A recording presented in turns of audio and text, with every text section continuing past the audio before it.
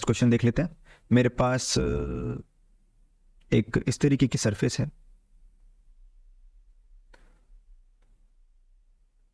और ये किसी यूनिफॉर्म इलेक्ट्रिक फील्ड में रखी है।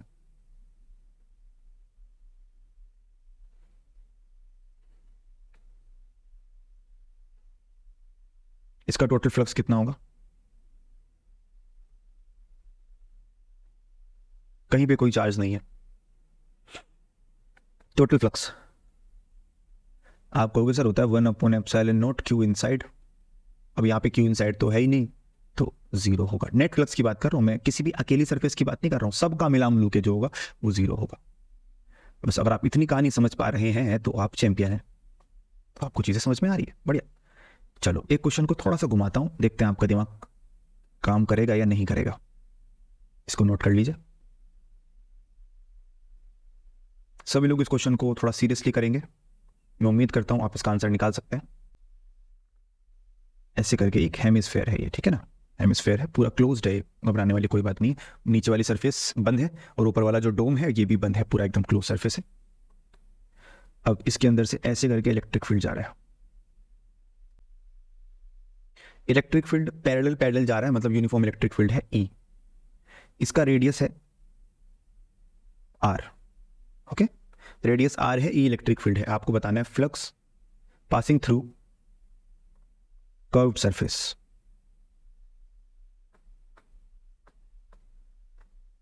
ये जो कर्व सरफेस है ना, ये क्वेश्चन को ध्यान से सुनो, टोटल फ्लक्स नहीं पूछ रहा हूं मैं, सिर्फ कर्व सरफेस का फ्लक्स पूछ रहा हूं, राइट। Take your time. मैं बताऊं, चलो, क्या ये क्लोज्ड सरफेस है?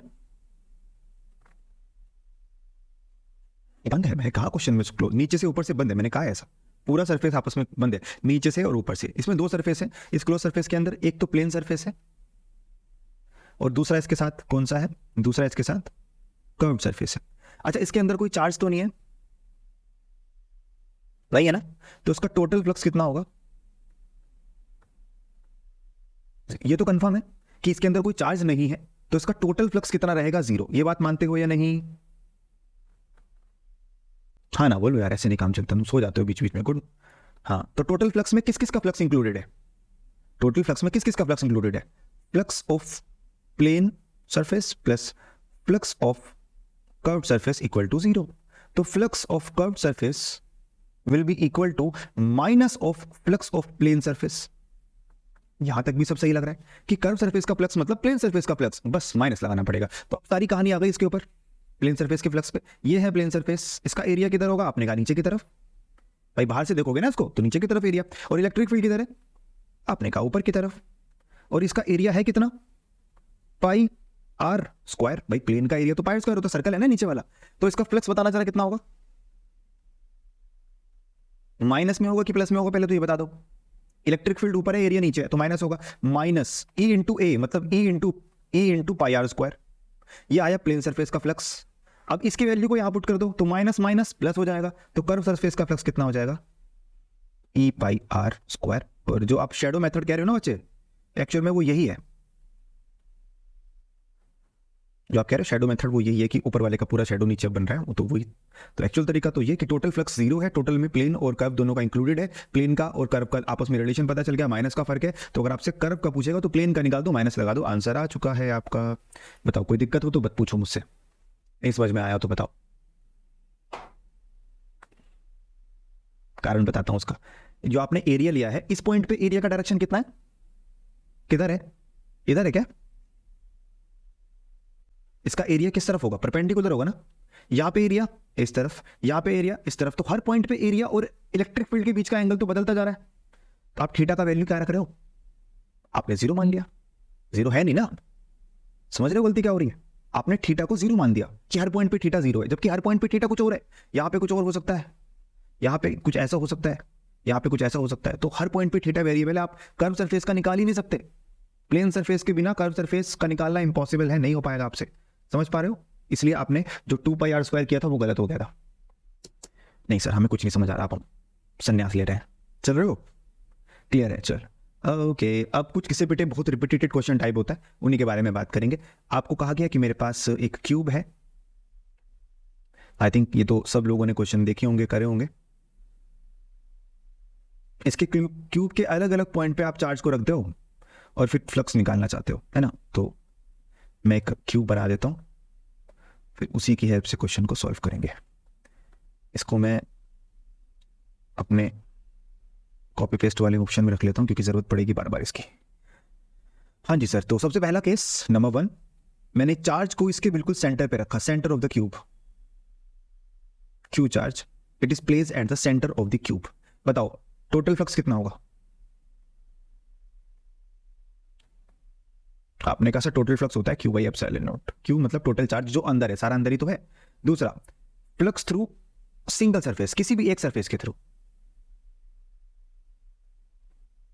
बताओ, आपने कहा भाई टोटल फ्लक्स है Q by epsilon not, total कितनी सरफेस है 6, तो हर सरफेस से 1/6 कर देना, तो क्यू बाई 6 एप्सिलॉन नॉट। बताओ किसी को कोई दिक्कत?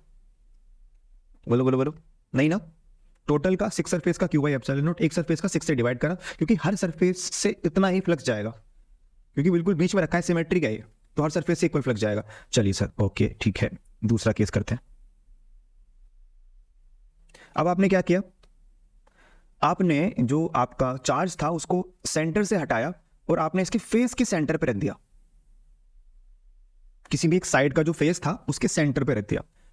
तो मुझे सिर्फ ये बता दो, ये कितना चार्ज अंदर होगा और कितना चार्ज बाहर होगा? क्यू इनसाइड का वैल्यू कितना होगा? आप इमेजिन करो ना, सरफेस पे अगर किसी एक कमरे की दीवार पे आपने एक बड़ा सा स्फीयर फंसा दिया, तो आधा अंदर दिखेगा आधा बाहर दिखेगा, तो क्यू बाई 2 हो जाएगा।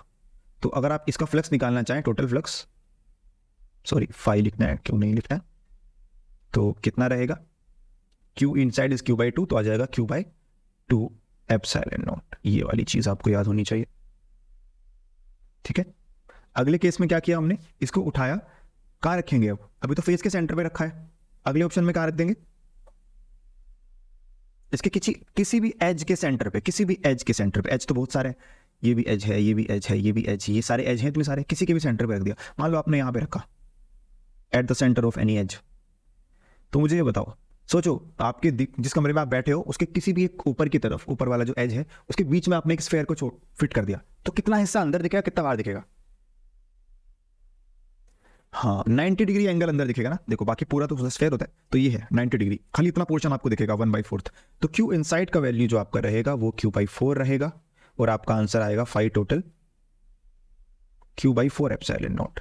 थोड़ा सा इमेजिनेशन का गेम है, कई लोग इसको 4 स्फेयर बना के भी कर लेते हैं कि 4 ऐसे ऐसे क्यूब एक के ऊपर एक रख दिया तो चारों से कवर हो गया, तो 4 के अंदर से इतना जाएगा क्यू बाई एप्सिलॉन नॉट, एक के अंदर से क्यू बाई 4, वो भी कहानी है, आप जो आपके दिमाग पर घुसे वो याद रखना। नेक्स्ट केस, हाँ नहीं सर, नेक्स्ट केस क्या कहाँ पे रख सकते हैं? हाँ जी, कॉर्नर यहाँ पे रखेंगे, एज के सेंटर पे नहीं, कॉर्नर पे रखेंगे। तब आपने क्या किया, जो 1/4 दिख रहा था उसको भी स्लाइड करते करते बिल्कुल बीच में ले गए, जहाँ पे 3 सरफेस आपस में मिलती हैं वहां पे ले गए। अब आपको 1/4 का भी आधा दिखेगा, मतलब क्यू इनसाइड का वैल्यू क्यू बाई 8 हो जाएगा। अगर आपने केमिस्ट्री में सॉलिड स्टेट वाला चैप्टर पढ़ा हो तो शायद आप इमेजिन भी कर पाएंगे कि कहाँ पे रखा है तो कितना दिख रहा होगा। तो आपका जो 5 टोटल रहेगा क्यू बाई 8 एप्सिलॉन नॉट। यहां तक तो आई डोंट थिंक आप लोगों को कुछ दिक्कत फील हो रही होगी, दिक्कत अब फील होगी जो मैं अब पूछने वाला हूं। तो यहां तक पहले नोट कर लो, और अगर किसी को परेशानी है तो पूछ लो, नहीं तो फिर मैं आगे पूछता हूं आपसे। पहले क्यूब के सेंटर पे, फिर क्यूब के फेस के सेंटर पे, फिर एज के सेंटर पे, फिर क्यूब कॉर्नर पे, क्यूब के कॉर्नर पे, ऐसे ऐसे आपने ये करके रखा स्टेप बाय स्टेप। हो जाए तो बताना, डन लिख देना, आगे बढ़ जाएंगे।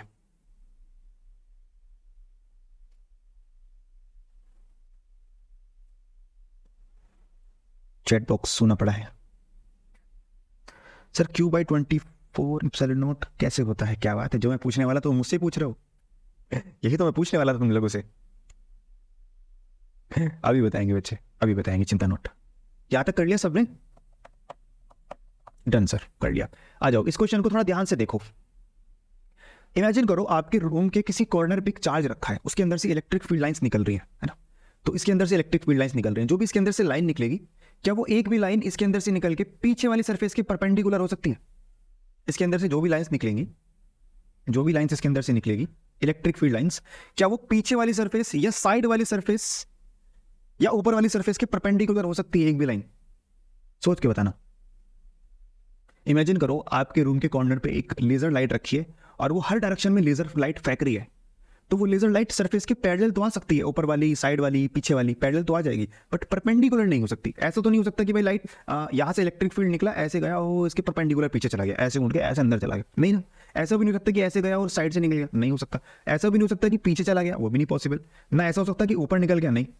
इसके अंदर से निकलने वाली हर एक इलेक्ट्रिक फील्ड लाइन इस पीछे वाली सरफेस, इस साइड वाली सरफेस और इस ऊपर वाली सरफेस, इन तीनों के परपेंडिकुलर नहीं हो सकती। ये कौन सी तीन सरफेस हैं? ये वो तीन सरफेस हैं जिनके कॉर्नर पे ये चार्ज रखा है। तो जिस कॉर्नर पे चार्ज रखा होता है उसको मिलाने वाली जो तीन सरफेस होती हैं, एक भी इलेक्ट्रिक फील्ड लाइन उनके परपेंडिकुलर नहीं हो सकती। मतलब इन तीनों का फ्लक्स कितना होगा? इसका, पीछे वाली का और इस ऊपर वाली का, इन तीनों का फ्लक्स कितना होगा? 0। समझ आ रहा है मैं क्या बोल रहा हूं? तोते तो नहीं उड़ गए तुम्हारे? नहीं, दोबारा बताऊं। मान लो ये मेरा हाथ है और कहाँ गया चार्ज पार्टिकल? चार्ज पार्टिकल चला गया, मिल गया। मैंने यहाँ पे एक चार्ज पार्टिकल रखा है, तो चार्ज पार्टिकल के अंदर से क्या निकल रहा है? Electric field lines. तो जो भी इलेक्ट्रिक फील्ड लाइन निकलेगी वो मेरे हाथ के पैरेलल तो होंगी। ऐसा तो नहीं हो सकता कि इलेक्ट्रिक फील्ड लाइन निकल के मेरे हाथ के परपेंडिकुलर चले जाए। आगे बढ़ेंगी तो ऐसे ही बढ़ेंगी, ऐसे इस तरीके से लेजर की तरह बढ़ेंगी, ऐसे बढ़ेंगी। तो कोई भी लाइन मेरे हाथ के अंदर से नहीं जा सकती, पैरेलल जा सकती है। सेम साइड वाला जो मेरा हाथ होगा, ऐसे वाला, उसके पैरेलल जा सकती है लाइंस, ऐसे निकल के। कोई भी लाइन ऐसे निकल के इसके अंदर से नहीं जा सकती, सीधा निकलेगी ऐसे। ऐसे ही नीचे वाला सरफेस उसके साथ भी होगा। तो जहां पे चार्ज पार्टिकल रखा होता है उस कॉर्नर को बनाने वाली जो तीन सरफेस है, ऊपर वाली, पीछे वाली और साइड वाली, उन तीनों सरफेस से फ्लक्स पास नहीं करता। फ्लक्स किससे पास कर रहा है? फ्लक्स पास कर रहा है इस वाली सरफेस के अंदर से, फ्लक्स पास कर रहा है इस वाली सरफेस के अंदर से, फ्लक्स पास कर रहा है सामने वाली फ्रंट वाली सरफेस के अंदर से। मतलब जो भी टोटल फ्लक्स है वो 6 सरफेस से पास नहीं कर रहा है, वो सिर्फ 3 सरफेस से पास कर रहा है। अब मुझे बताओ इस क्यूब का टोटल फ्लक्स कितना है? इस क्यूब का टोटल फ्लक्स कितना था? आपने कहा था Q/8 एप्सिलॉन नॉट, उनमें से 3 सरफेस का 0 हो गया। तो कितनी सरफेस के थ्रू जा रहा है ये सारा फ्लक्स? आपने कहा 3 सरफेस के अंदर। तो जो 3 सरफेस बची हैं उनमें से किसी एक सरफेस के थ्रू फ्लक्स कितना जाएगा? अगर मैं फ्रंट वाले की बात करूं, तो कितना जाएगा बताना जरा। तो आप 1/3 कर देंगे इसको, तो आपका आंसर आएगा Q/24 एप्सिलॉन नॉट। बट मैं ये नहीं कह रहा हूं कि ये हर सरफेस से जाएगा ना, उन 3 सरफेस से जाएगा जिन सरफेस पे चार्ज टच नहीं कर रहा। जिन सरफेस से चार्ज टच कर रहा है उन तीनों से फ्लक्स 0 है। अगर मैं क्वेश्चन ऐसे बना दूं, ऐसे करके, और चार्ज पार्टिकल को इस पोजीशन पे रख दूं, तो कौन कौन सा, किस किस का फ्लक्स 0 हो जाएगा? एक तो इसका फ्लक्स 0 हो जाएगा, साइड वाले का, एक नीचे वाले का फ्लक्स 0 हो जाएगा, और एक पीछे वाले का फ्लक्स भी 0 हो जाएगा। वो 3 सरफेस जिनसे चार्ज टच कर रहा है उनका फ्लक्स 0, और बाकी जो भी फ्लक्स है, जो भी फ्लक्स था टोटल, वो 3 सरफेस में डिवाइड आया। तो आपका आंसर Q/24 एप्सिलॉन नॉट तब आता है जब आपका चार्ज कॉर्नर पे रखा हो और वो उन तीनों सरफेस के अलावा 3 सरफेस से फ्लक्स पूछ रहा हो। क्या क्लियर हो रहा है? ओके, तो सही है। फिर इस टाइप के क्वेश्चन आपसे पूछे जा सकते हैं, इस टाइप के क्वेश्चन को अच्छे से कर लेना, फ्लक्स आप निकाल ही लोगे। गॉस थ्योरम का बेसिक फंडामेंटल तो यही है।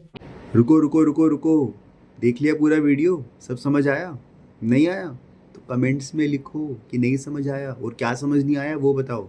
और अगर समझ में आ गया है तो भी कमेंट्स में लिखो। क्या लिखना है? थैंक यू सर, समझ आ गया है, ताकि मैं अगली वीडियो जल्दी से जल्दी डालूँ। ओके, चलो फिर मिलते हैं। Bye bye, take care.